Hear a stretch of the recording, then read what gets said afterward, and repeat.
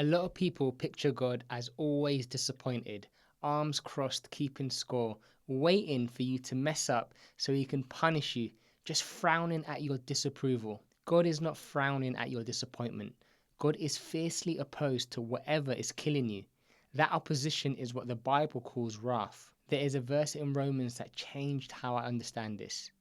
But God demonstrates his own love for us in this: while we were still sinners, Christ died for us. Since we have been justified by his blood, how much more shall we be saved from God's wrath through him? Do you see what he's saying?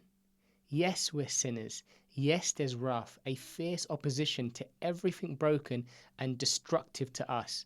But God did not wait for us to clean ourselves up. While we were in the mess, he came to rescue us from it. His anger is not aimed at destroying you, it's aimed at destroying what's destroying you. Let me say that again. It's aimed at destroying what's destroying you. So if you have been avoiding God because you think he just wants to condemn you, that is not the full picture. The real one looks at everything wrong with you and ran towards you anyway, not to punish you, but to save you.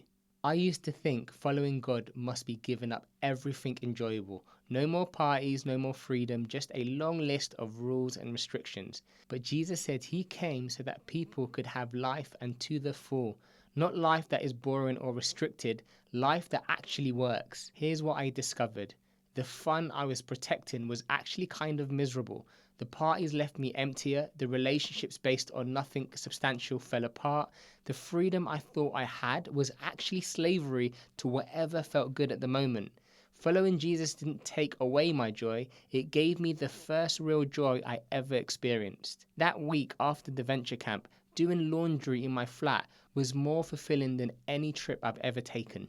God is not trying to ruin your life. He's trying to save it from the cheap imitation of happiness that leave you emptier than before.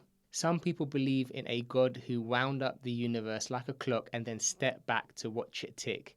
Interested in the big picture maybe, but certainly not interested in a specific messy life. But the whole story of the Bible is about God who keeps coming close, who refuses to stay distant. Think about the Princess Lamia story from my childhood. She lived in the main palace, far above where we stayed with the workers. But she came down. She bought her TV from her own bedroom just so my sister and I could watch something. No words, just a choice to be present with people who had nothing to offer her. This is exactly what God did through Jesus. He did not stay far away. He came down. He ate with outcasts. He touched lepers. He entered into the mess, not because he earned it, because he wanted to. The God of the Bible is not watching you from a distance. He's closer than you think, and he's interested in your specific, ordinary, messy life. I spent years rejecting a God I had invented in my own head when I actually met the real one, the one who runs towards failures, who came to give life and not take it away, who enters into the mess instead of watching from above. I realized I'd been fighting a ghost. If you're starting to wonder what makes Jesus specifically worth paying attention to, that is exactly what the next video is about, because there is a lot of spiritual options out there and they are not the same.